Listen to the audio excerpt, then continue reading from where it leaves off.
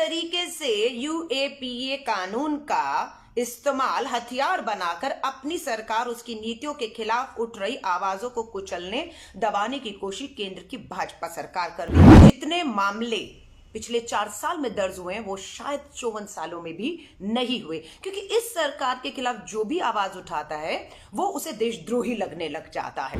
एक दोषी को बचाने के लिए 10 निर्दोषों को सत्ता के दम पर, यूएपी देशद्रोह के कानूनों के दम पर अपने खिलाफ उठ रही आवाजों में निर्दोषों को सूली पर चढ़ाने का काम किया जा रहा है।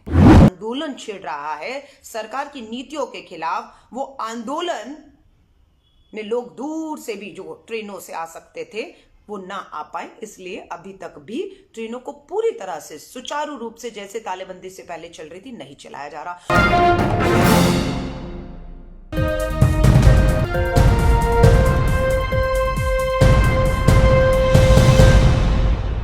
जय हिंद साथियों, आप सभी का स्वागत है।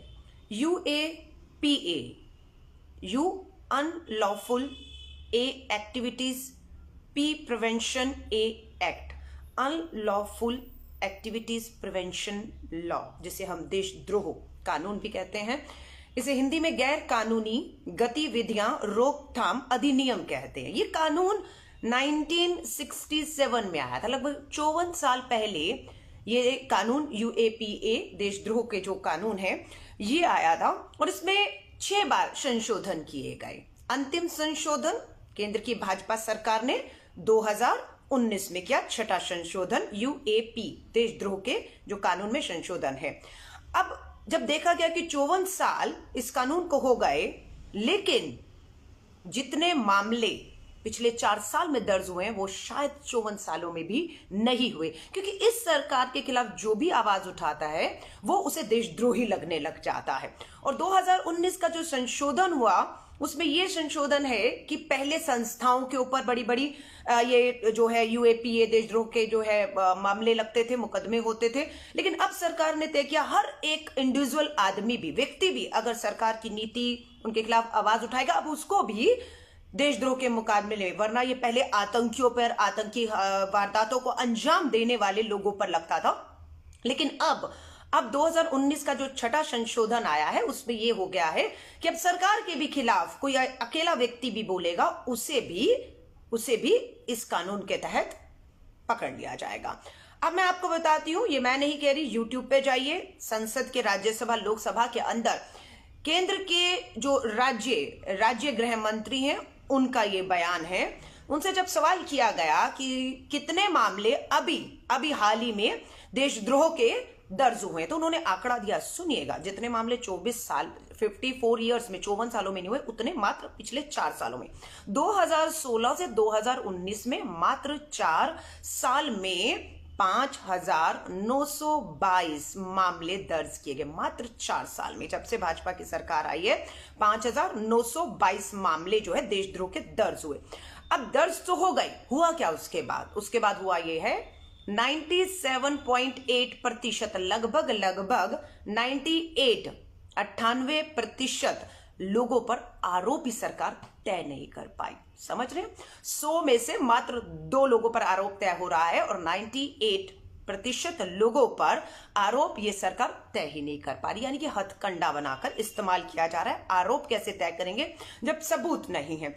अब आपको बताती हूं 124A ये राजद्रोह का जो है ये कानून है, राजद्रोह का मुकदमा दर्ज होता है। इसमें कितने मामले आए? इसमें 2019 एक ही साल में 96 मामले राजद्रोह के दर्ज हुए। आरोप कितनों पर तय हुआ? 96 में मात्र 2 लोगों पर अभी तक आरोप तय किया है। 29 लोगों को कोर्ट बाइज्जत दोष मुक्त बरी कर चुकी है, क्योंकि आरोप साबित नहीं कर पाई सरकार। देशद्रोह का मुकदमा तो डाल दिया, साबित नहीं कर पाई। 65 मामले ऐसे हैं जिसमें अभी आरोप ही नहीं तय हुआ। किस तरीके से यूएपीए कानून का इस्तेमाल हथियार बनाकर अपनी सरकार उसकी नीतियों के खिलाफ उठ रही आवाजों को कुचलने दबाने की कोशिश केंद्र की भाजपा सरकार कर रही है, वरना 98% मामलों में आरोप ही नहीं तय कर पा रहे हैं। अब आपको एक और सच्चाई बताती हूं इनकी। फॉर एग्जाम्पल हाल ही का मामला है, नवदीप कौर हरियाणा में देशद्रोह के मुकदमे बनाए डाले, अवैध गिरफ्तारी की, बेल मिल गई। हरियाणा हाईकोर्ट ने हरियाणा सरकार को फटकार लगा के पुलिस से जवाब मांगा है कि ये क्या चल रहा है देश के अंदर।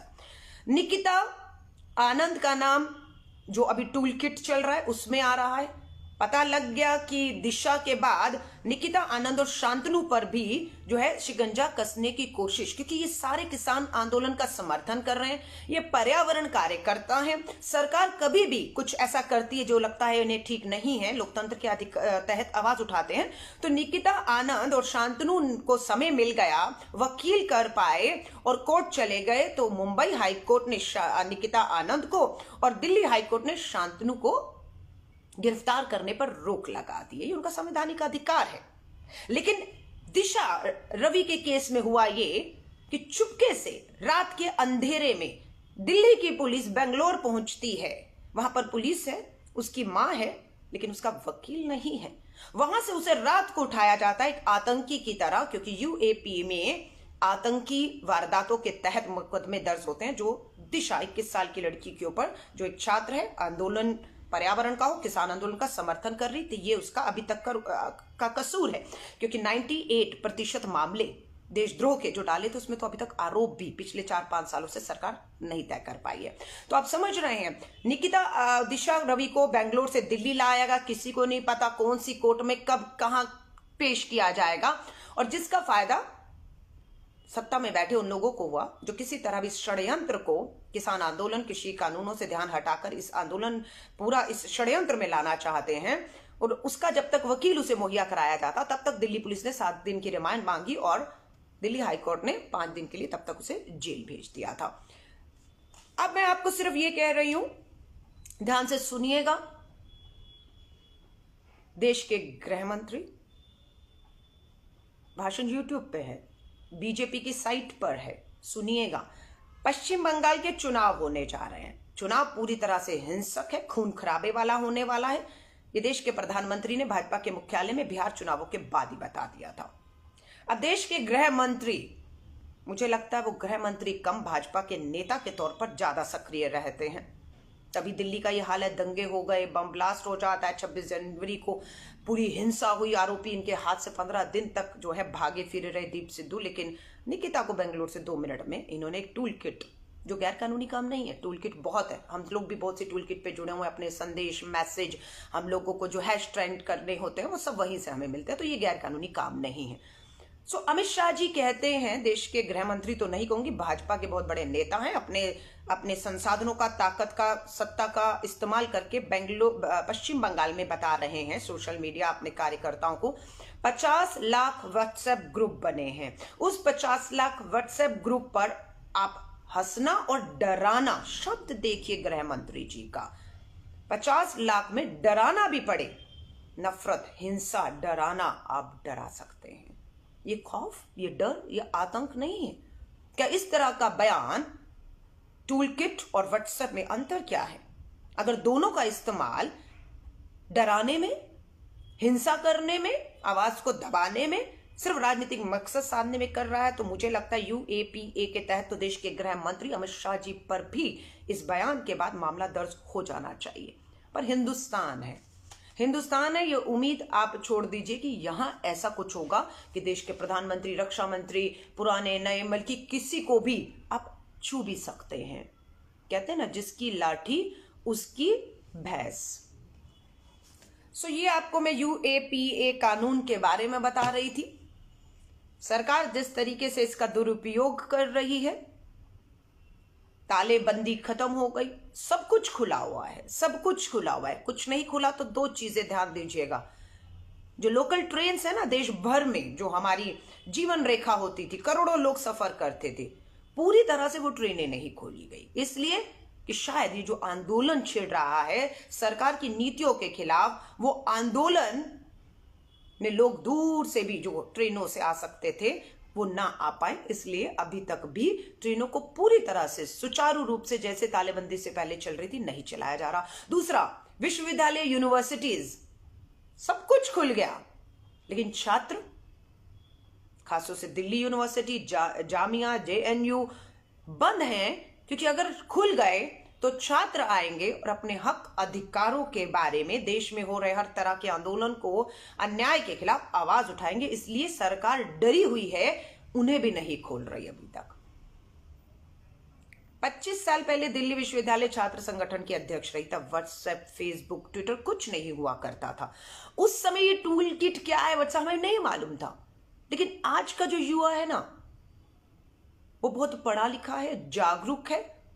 वो हर तरह के आंदोलन में, चाहे किसान आंदोलन हो, पर्यावरण को लेकर आंदोलन हो, भ्रष्टाचार के खिलाफ आंदोलन हो, बेरोजगारी आंदोलन हो, उसमें हिस्सा ही नहीं लेता। वो फेसबुक, व्हाट्सएप, इंस्टाग्राम, ट्विटर सबका टूल किट बनाकर इस्तेमाल करता है और अपनी आवाज को बुलंद करता है। और कहीं ना कहीं सरकार को इसी सब खतरा लगने लग गया है। इसलिए इनकी आवाजों को कुचलने के लिए यूएपीए देशद्रोह कानूनों का इस्तेमाल मात्र अपने खिलाफ उठ रही आवाजों को दबाने के लिए कर रही है। अपनी जो ताकत है डिजिटल इंडिया के तहत, टूल किट हो, इंस्टाग्राम हो, उसका इस्तेमाल करने युवा जानते हैं, दिशा रवि भी जानती है। वही वो कर रही थी जो सरकार को लगा कि एक आंदोलन बन सकता है। मैं ये पूछना चाहती हूं, टूल किट इतना ही खतरनाक है? मैंने कल भी कहा, परमाणु बम से भी ज्यादा अगर घातक है तो क्यों नहीं अमित शाह जी, जो 50 लाख मात्र वेस्ट बंगाल में आपने व्हाट्सएप ग्रुप बना दिए हैं, यूपी में भी आप बता रहे थे 23 लाख बनाए थे, इन सबको एक टूल किट बनाकर पाकिस्तान और चाइना के खिलाफ आप इस्तेमाल क्यों नहीं कर लेते? ये समझ नहीं आता है। अगर इतना ही घातक है परमाणु बम, एक दिशा रवि की क्या कहते हैं, टूल किट से 134 करोड़ का भारत, उसकी सुरक्षा खतरे में आ सकती है। तो ये जो बंगाल में आप इस्तेमाल कर रहे हैं डराने के लिए, चीन पाकिस्तान को नहीं डरा सकते। आपकी इतनी हैसियत औकात नहीं है, ये हमने देख ली है। वो आपको आंख उठाकर देख रहा है। आप डराने का काम, डराने की बात किसको कर रहे हैं? भारतीयों को डराइए, उन लोगों को, युवाओं को डराइए जो इनके खिलाफ आवाज उठा रहे हैं। कि जिस तरह से इस देश में कानूनों का इस्तेमाल अपने खिलाफ उठ रही सरकार आवाजों के लिए कर रही है। इस देश में कहा जाता है 10 दोषी अगर रिहा भी हो जाएं, लेकिन एक निर्दोष को सजा नहीं होनी चाहिए। 10 दोषी रिहा हो जाएं मंजूर है, पर एक निर्दोष को सजा नहीं होनी चाहिए। लेकिन यहां क्या हो रहा है? यहां उल्टा हो रहा है। यहां एक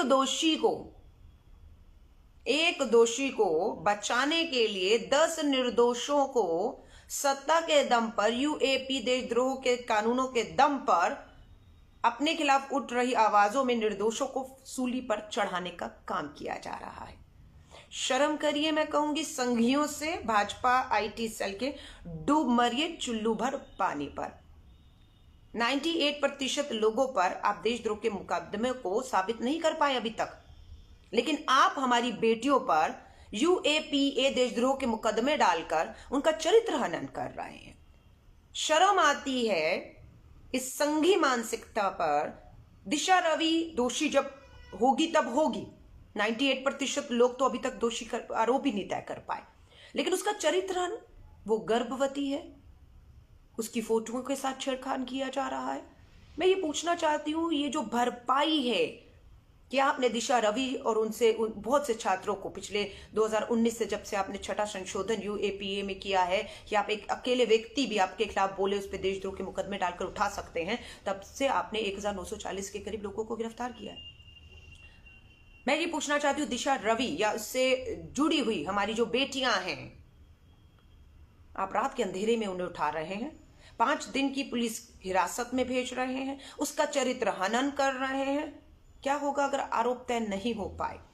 ये जो सजा है, जिसके शायद वो दोषी नहीं, और 98% लोग जिन पे केस तो दर्ज किया लेकिन आरोप तय नहीं हो पा रहे, वो जिस ट्रोमा से गुजर रहे हैं, ये 5 दिन की कस्टडी, बेंगलोर से दिल्ली लाना, उसका चरित्र हनन करना, इसकी भरपाई कैसे होगी अगर वो बिल्कुल दोष मुक्त हो गए, उन लोगों की तरह जो अभी तक यूएपीए के कानून के तहत दोष मुक्त हो चुके हैं?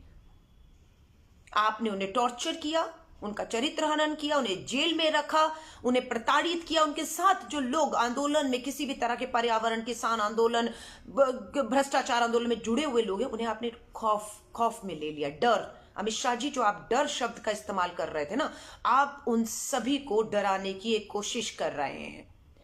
दिशा रवि ने जिस गूगल पर टूल किट का जो है वो निर्माण किया था, उसमें जितने भी लोग जुड़े थे, दिल्ली पुलिस गूगल को कह रही सबका आंकड़ा दे दो, सबको उठा लेंगे, सब पे यूएपीए के अंदर देशद्रोह में आप डालकर अंदर डाल तो देंगे, पर हकीकत यह कि आज भी 98% लोगों पर आप आरोप भी तय नहीं कर पाए हैं और ज्यादातर लोगों को आपको जो है कोर्ट को बाइज्जत बरी करना पड़ा है। लेकिन जिस ट्रोमा से, जिस अन्याय से, जिस शोषण से वो गुजरे हैं, उसकी भरपाई कौन करेगा? सभी अहम खबरों के लिए न्यूज़ MX को सब्सक्राइब करें, साथ ही बेल आइकॉन को जरूर दबाएं। लाइक, शेयर, कमेंट करना ना भूलें।